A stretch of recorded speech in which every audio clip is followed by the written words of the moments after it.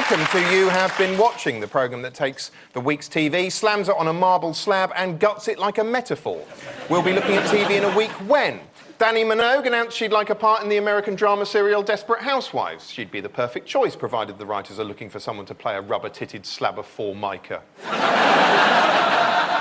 It was revealed complaints to the BBC have doubled over the past year. Interestingly, this figure coincides with a corresponding rise in the number of Daily Mail articles encouraging haughty, joyless cretins to complain about things they've never seen or heard. Presenter Mylene Class called the police after spotting people spying into her bedroom window from a golf course behind her house. One player took an astonishing 72 strokes before shooting onto the green. Rude. Said something rude. It's been announced Uri Geller is to turn his home videos of Michael Jackson into a new documentary for ITV. I really feel for Uri Geller. He's going through all the classic stages of grief: denial, anger, acceptance, CNN interview, signing a contract with ITV, voiceover, premiere and rap party. This year's X Factor finalists are to pay tribute to Michael Jackson by singing some of his hits. Tell you what, if he could hear their artless caterwauling, his brain would be spinning in its fridge. Anyway, joining me on the show this week are Frankie Boyle, Reece Shearsmith, and Sarah Millican.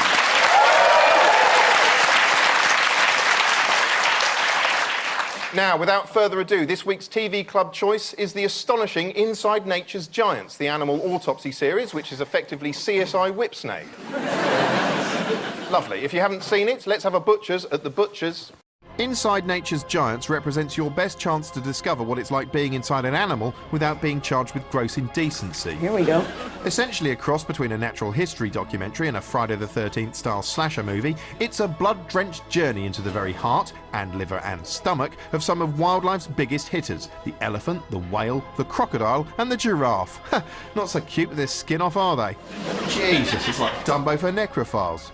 It might sound sensationalist, but there's heaps of proper science lurking amongst the offal. Informative VTs, CGI recreations showing how animals work, and the god-hating Professor Yaffle himself, Richard Dawkins, waxing lyrical about evolution. It's done by Darwinian means. Once you've adjusted to the gore, there's plenty to learn in a fun and fascinating way. And if you don't like that, then just squint a bit and imagine you're watching an M&S ad. This is not just giraffe innards. This is giraffe innards in an organic raspberry jus. Getting quite peckish now.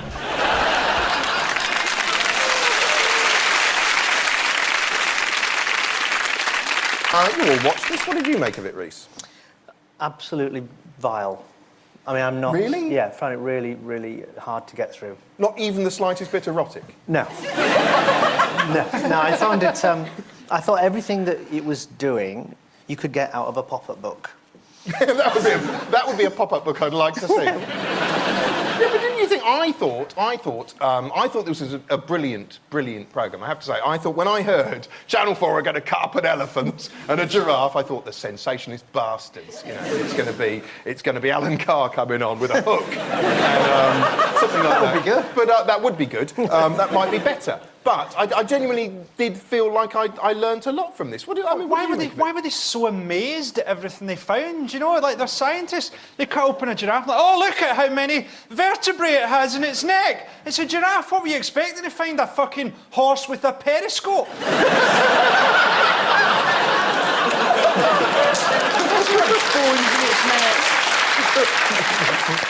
They're impressed by the majesty of nature. I'm dismayed. Sarah, what did you make of it? I loved it. I thought it was brilliant. I thought I was prepared to be made to feel sick, because I'm quite squeamish, but it just made me feel really hungry. I watched it with my boyfriend and we had a barbecue afterwards. I thought that your level of whether you're disgusted or not by gore depends on to what degree you can empathise. Because I can't watch like human autopsies, and believe me, I've tried. Because you know the minute a blade goes in, I'm thinking, oh, but with this I don't have a trunk or a tail. I could just watch them whipping bits off and hacking them open. It doesn't matter. We're going to have a look at some of the nasty moments now. So cover your eyes if you're a wuss. We get a little bit of this here that we can take enjoy. I don't know whether you can grab a bit of this as well, but if I pass that one over there. There we go. So we have got an incredibly long small intestine. Compare this to the guts of the elephant. Can you stand back, please? In this animal, we see the consequence of a junk food diet, compared to the more discerning gourmet diet of a giraffe. We need everybody here to be on the other side of that water, because we're going to cut this in and it's all going to pop out.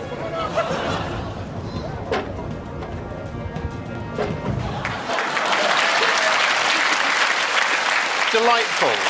Delightful. There's a beach that's just lost its blue flag status. What did you make of that? Could you imagine you taped it, but you accidentally taped over your daughter's Lion King DVD? But the soundtrack was still in place. That would fuck with her head. I like the fact that they do it all in orange Guantanamo-style boiler seats. Yeah, they're not like... And I like to think that's something that they made the inmates at Guantanamo Bay do. They gave them LSD and made them cut up a giraffe. OK, you've watched some of the series, so you've all seen your fair amount of animal innards, so you should be able to spot which body part comes from which animal. So I'm going to test you. Take a look at these pictures and tell me which animal you think they came from. OK, here's the first one. Oh, it's like the meat counter at Lidl. Possibly right. Whatever it is, it looks like it's begging for help. It's speaking. Destroy me!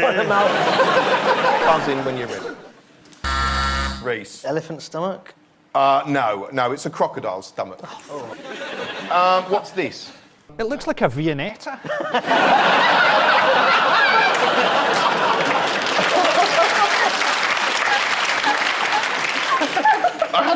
I must admit, I hadn't looked at it like that. Teeth.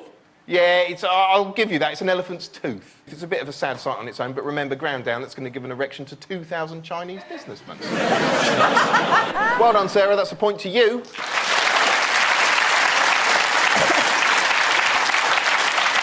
What do you think when you're dissecting an animal of this stature, what do you think is one of the biggest dangers? Suddenly becoming overcome by the horror of your own life.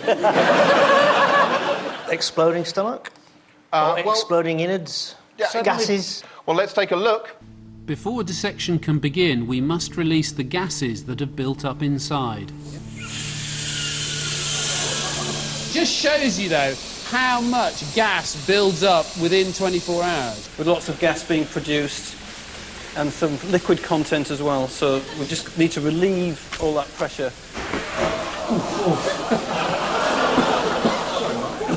You did that deliberately.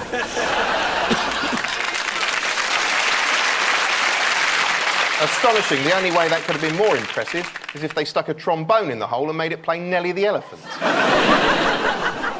Do you know what really got me was Richard Dawkins, though? Did you see Richard Dawkins? Why has evolution chosen to give Richard Dawkins a woman's voice? I'd have much preferred if they had like a creationist scientist on there who'd spent the whole time talking about how amazing it was that these things fitted onto the ark. Oh, it must have been massive! Must have had a special room for this! I'd have liked to have seen what would have happened if Richard Dawkins had cut it open and seen a serial number. Or a label that said Made in Eden. So that you'd have to like cover it up with a sleeve.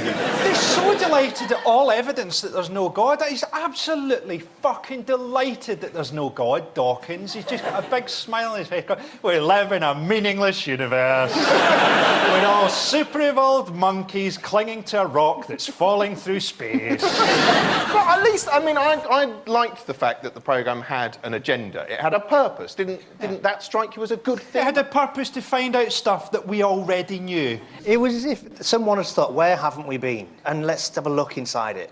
I am appalled at all of you! It was you shit. scientific Philistines! It was an amazing programme! It was an astounding spectacle! I haven't seen inside an elephant, or a crocodile, or a giraffe! Fuck you all!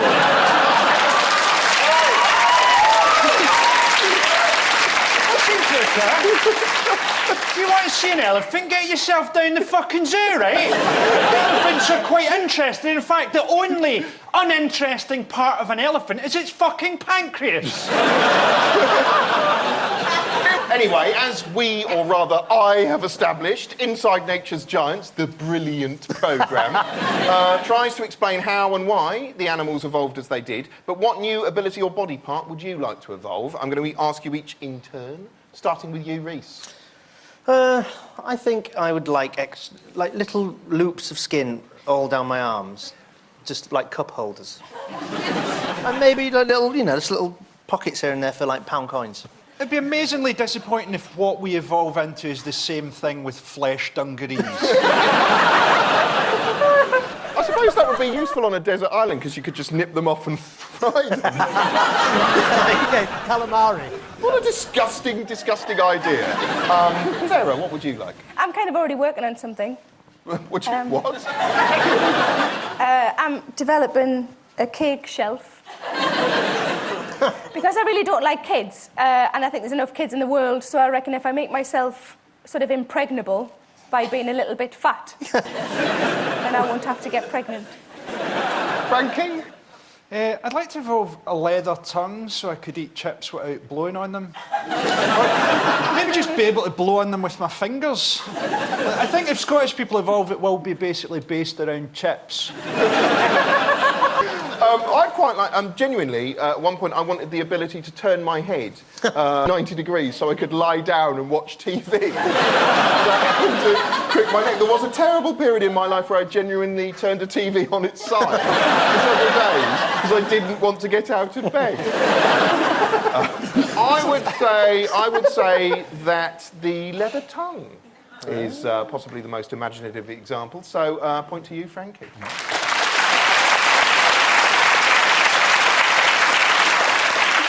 Luckily, we're done with dead creatures. Next week in TV Club, we'll be talking about the Jeremy Kyle Show. It's on ITV every weekday morning and unfortunately never ends in an autopsy. See you after the break when, amongst other things, we'll be looking at the Got Talent franchise around the world. See you then.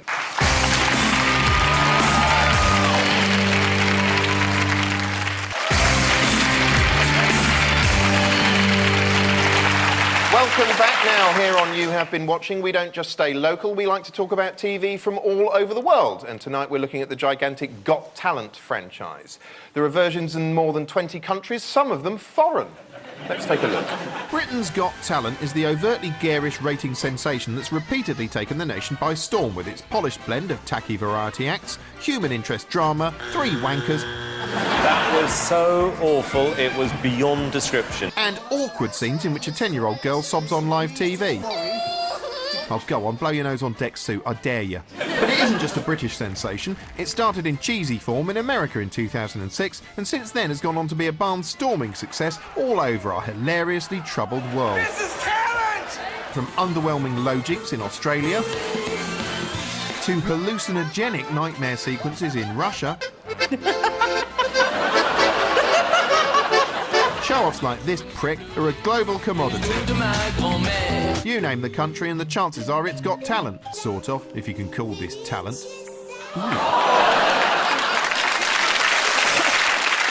OK, Got Talent is a huge hit all around the world. Why do you think it's so popular? Why do you think so many people watched it in the UK, for starters? Because there are a lot of morons in the UK. It's like a moron census. How many morons are there? How many people watch Britain's Got Talent? Oh, that's how many morons there are. Did you watch it? Yes.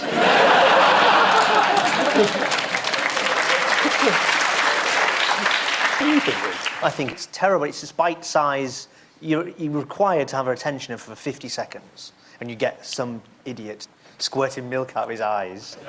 However, it's that most insidious of television that you're drawn into it, and I watch it. I think you just went on for longer than 50 seconds and I just phased out. Sorry. That's what I'm talking about. Was there anything in Britain's Got Talent this year that stood out for you, Frank? Well, obviously, Susan Boyle, who... Is she your mum? Your auntie. Oh, we do have stuff in common, as I look ridiculous dressed as a woman as well.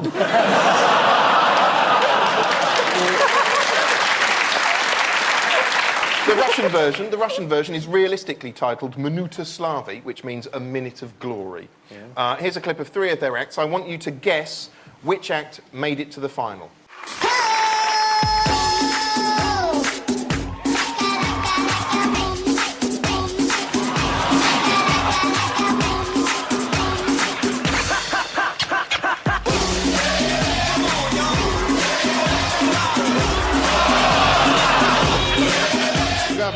Как же ее использует Евгений?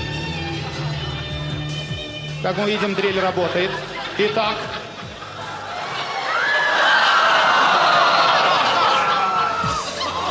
Поразительно.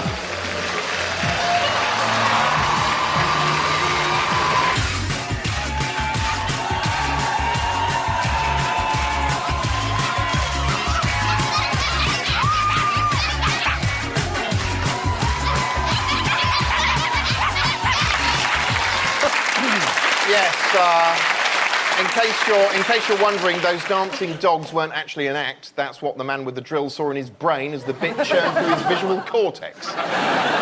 Reece, you seemed to be enjoying that. Did I? Yes, you were gawping in wonder. Well, it's just my face at rest. What, you rest your face like this?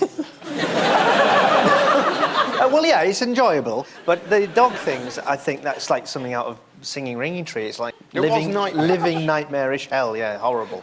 It is basically, it looks like Apocalypse Got Talent. And so which of those acts made it to the final? Was it the bodybuilding boys, the man with a drill in his brain, or the nightmarish dancing dogs? Probably the dog thing that looked like a Eurovision Song Contest being held within the concept of despair. That's again a programme I'd watch.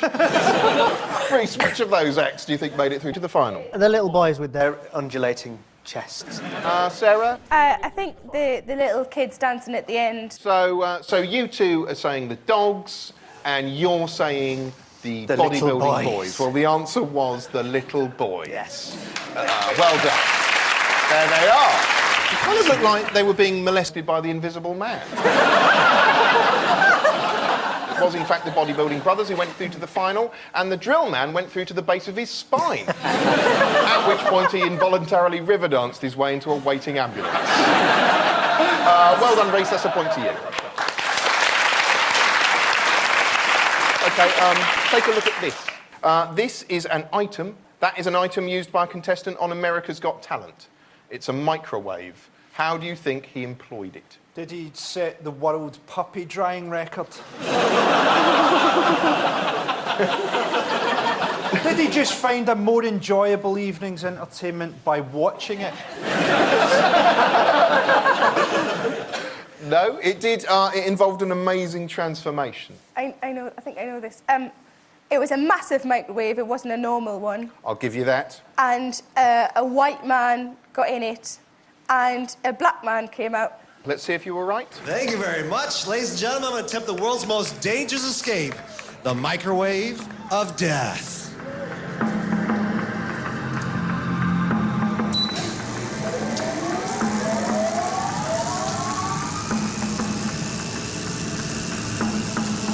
It's one small step for man, one giant leap for man.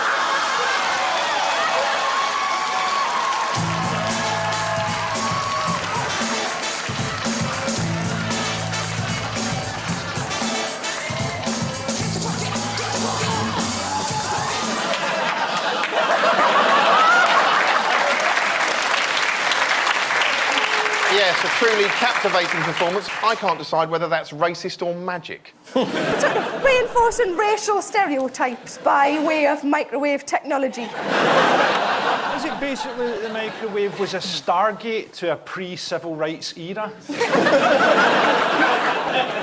Anyway, most of the acts on Got Talent are rubbish, but here's my favourite performer of all time on America's Got Talent. He's impressive. Take a look at this. Being on America's Got Talent is going to broaden my horizons on every level. The fact that I get to express my uniqueness. Are we ready, guys? I worked really hard for this moment to happen. Here we go. Guys, here.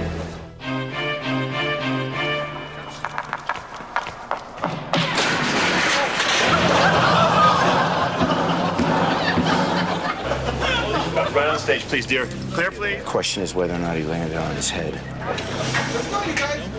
At first, everyone thought, oh, that's part of the act. It's not part of the act.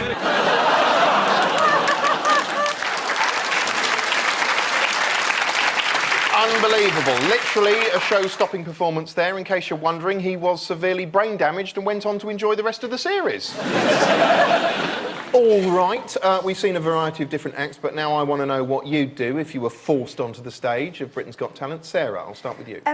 When I was a kid, we had an assembly at school about talent. And my talent, I was about 10, was looking after animals. And I had a ring binder that I'd copied out things from rabbit books in the reference library. So my talent was basically plagiarism. How would that translate into barnstorming ITV entertainment? I'd read things from the ring binder. Reece, what would you do? I would... remember when you were a kid, you used to roll newspaper and then cut the ends and then pull it? And you get, there's like... Like a palm tree? Yeah, you get palm trees. And I'd do that with loads of them. Would you use a pair of scissors? Would you cut it? Yes. What I'd do is I'd cut my own throat with a pair of scissors and then lie on the floor describing my journey into the afterlife. Shut them up. Frankie? Maybe just shit into my own hand while singing My Heart Will Go On.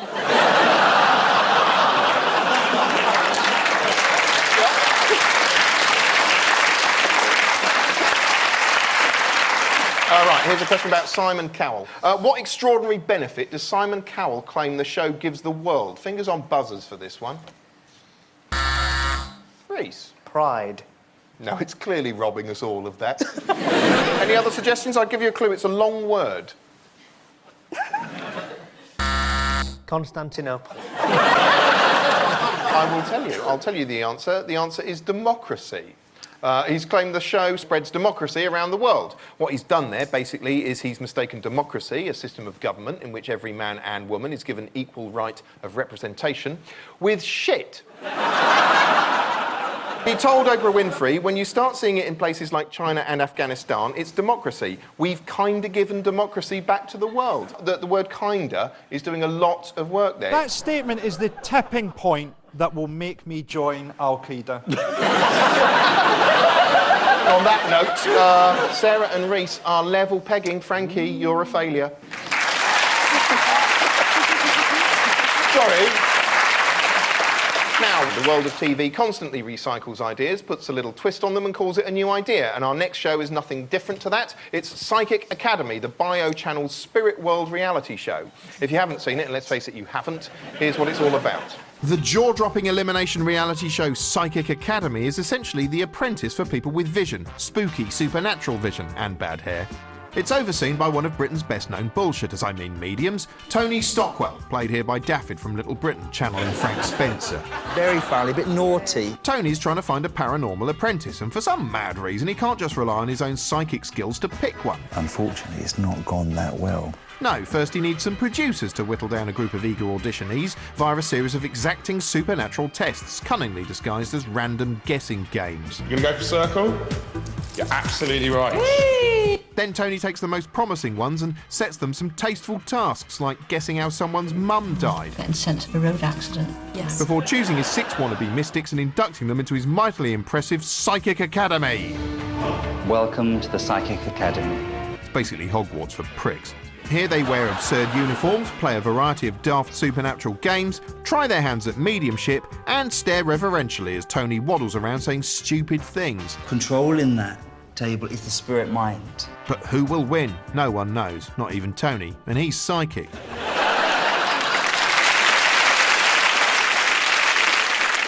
What did you make of it, Reece? Oh, yeah, I mean, I kind of loved it, because I really am... I'm fascinated by mediums and what they're thinking when they lay their head at night on the pillow. I've got away with it again, I can't believe it. And so it's mesmerising to watch, but I mean, it's quite bold of it, because it's just presenting exactly that, the stupid tricks and the cold reading that mediums do. It just highlights what a guessing game it is. It's just literally heads or tails. What did you make of it, Sarah? I really liked it.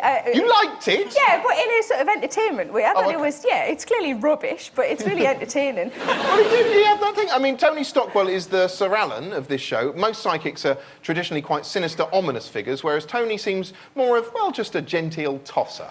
Let's have a look at it. As the group begin to focus on calling up the spirits, suddenly the table begins to stir and come alive. Oh, lovely. Come along then. Come on, friends, you come. Come work with us. Do you feel anything here? Oh, loads, yeah. Yeah?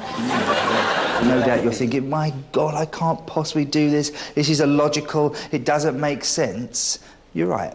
It is illogical, but the thing is, it works. I wonder if they consider the 11th of October or the 11th.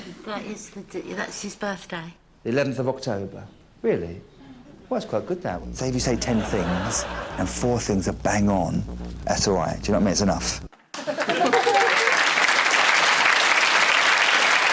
Yeah, 4 out of 10.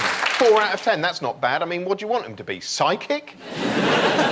When they were doing the thing with the table, it was on a really shiny floor, and I don't know if I've just been overly sort of sceptical, but I just really want them to do it on a carpet, like a really thick shag pile. So I just don't think it would work. No, it just looked like they were trying to play cards on a ferry. That whole scene. I like the way that he does that thing that waiters do if they're taking an order, where they go, "Would you like some soup?" And it's really hard. It's almost impossible not to go, "Yes! Yes! Died in a car crash." He's always doing something like, oh, I'm sensing you've lost a grandparent. I'm 50! The whole thing is massively flawed, because he's supposed to be working out who is the most psychic. Yeah. And surely the one thing a psychic should be able to tell immediately is who's the most psychic person in a room. The best thing about it is that everybody's always at peace with psychics. Oh, it's very peaceful, he's saying, it's very quiet here and stuff. He never contacts anyone who goes, "I'm burning in hell! It's your Uncle Eric, he's in hell!" Anyway, the successful trainees are put through their paces by Tony and given a thorough training in various psychic disciplines, but were they any good? Well, let's take a look. Is there something to do with either alterations in the garden or some building work that you've been talking about? I don't know if there's a party coming up. There isn't. When you were about 7 years of age, did you have an accident? A broken limb? Oh, no, definitely not. Sprained ankle definitely feels like a broken ankle. Touch wood. Never broken a bone in my body. Yes, not too impressive there.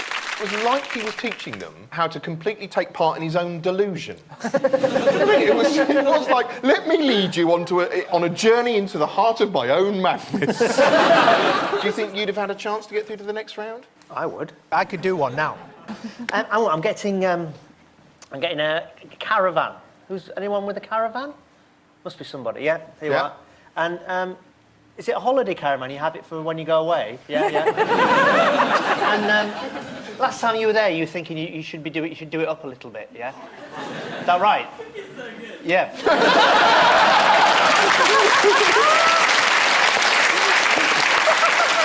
Frightening. Downright bloody frightening. I'd win it. I think he genuinely believes in what he's doing. I genuinely think he believes he's doing the right thing. I believe he's a fundamentally, probably a nice man who's just taken slightly the wrong turn. I bet he's successful, though. I bet a lot of people watch that wondering what's on the other side. Ooh, Taggart.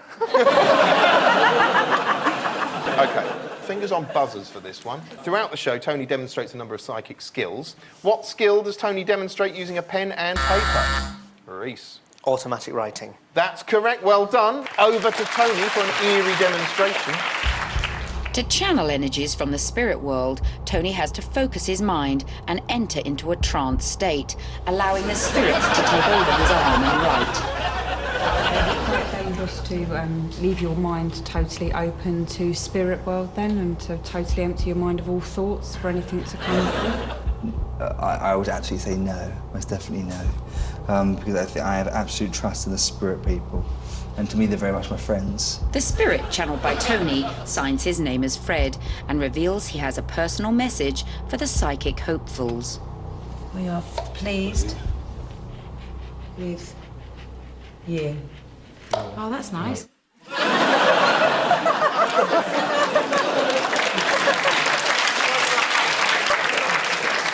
I was just having a go myself there. Absolutely remarkable. It's also how they write Emmerdale. Well, we're gonna put your psychic abilities to the test now. I've got some shapes on these cards. This is kind of like what the contestants had to put up with to get into the Psychic Academy. I'll start with you, Reece. What shape do you think might be on the card? I'm getting... Nauseous? Star. I'm afraid you're wrong. It's a circle. Tough shit. I was going to say that. Yeah, they all say, I was going to say that. Frankie, just open yourself up and sense it. It's your sneering face. No, I'm behind the card. I'm behind it. The seaside. It's just a triangle. And finally, Sarah. Is it a star? Close. No, Yeah, it's but it's getting actually easier. it's Martin Bashir's head hovering over a shoe. You're all rubbish. Anyway, at the end of that, Reece, you're in the lead.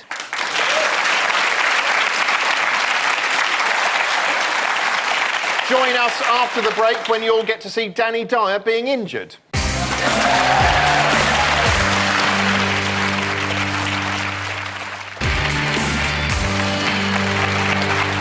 Hello, welcome back. Now it's time for our final quickfire round in which the jovial conversation stops and the tough questions start. So without further ado, can we have a tense quiz show noise, please? That's the noise Quincy makes when he orgasms. Okay, fingers on buzzers. Which show features families called the Shipmans and the Wests? The Flumps. Reece. Is it doctors?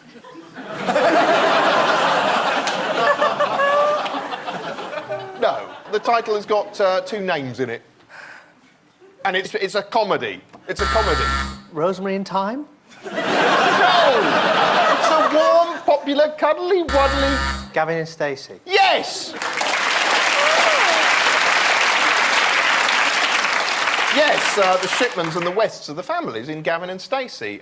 Interestingly, Rose West is a huge fan of Gavin and Stacey, but when she watched Horn and Cordon, she thought all her crimes had suddenly paled into insignificance. Next question. How did Big Brother celebrate its 10th anniversary last week? They got loads of ex-housemates and brought them back in and made them do tasks alongside the current housemates. It's the right answer. Well done, Sarah. Yes, Big Brother has been inviting old housemates back to recreate classic tasks. There was an astonishing moment last week as the housemate, now known as Dogface, was asked to sing the haunting choral classic Pie Jesu. Are you ready? Yeah. Oh, I don't even know these words. Pekka, ta, Monday. Oh, I don't... Oh, go on then. Pie Jesu.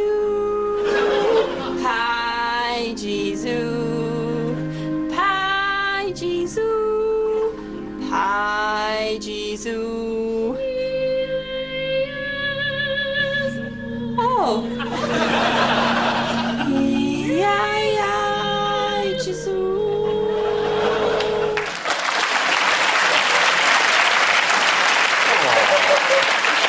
That moved me to tears. Her other favourite pieces of choral music include Handel's Messia and Mozart's Requiem. Is it just me or did she get really good halfway through? It's just you. Which BBC drama caused havoc at Deptford train station last week? It's about spies. Frankie. Last of the Summer Wine? No, that's not it. Reece. Spooks. Correct, yes, it's Spooks. Trains were delayed after a member of the public spotted an oil barrel with wires sticking out of it. It was a prop bomb. If a device of that size had gone off in the centre of Deptford, we can only imagine the terrible scenes of devastation it would have eradicated. Take that, Deptford. Yeah.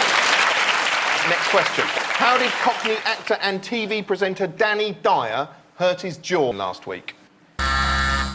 Talking like a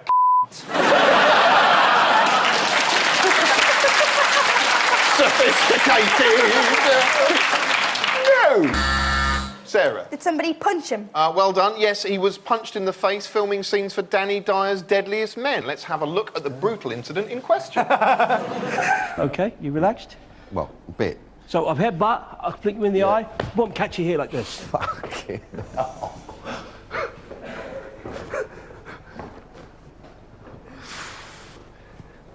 Right, I think some other can do this demonstration. Close your mouth, clench your teeth. Now, what are you going to do?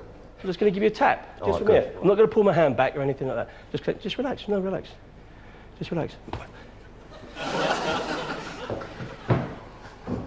You knocked me spark out. For fuck's sake, Mo, slow down. Mo just punched me hard in the jaw and it really hurt.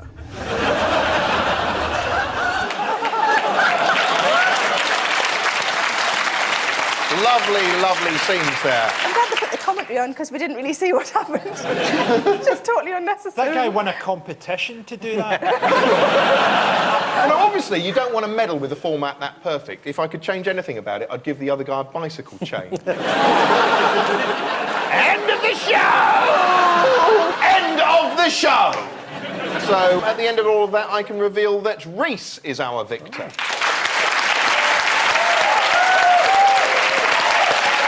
Yeah, clap him, go on, give him a clap. Well done, Reece, well done. Before I tell you to go away, a reminder that next week's TV Club is Jeremy Kyle. Check out the website for more details. Now, go away. She's a mean girl from Ugly Betty's past. Lindsay Lohan hits Mode tomorrow at 10 with Tales of Granny Pants. But next tonight, Cool Night Out could be for the in-betweeners.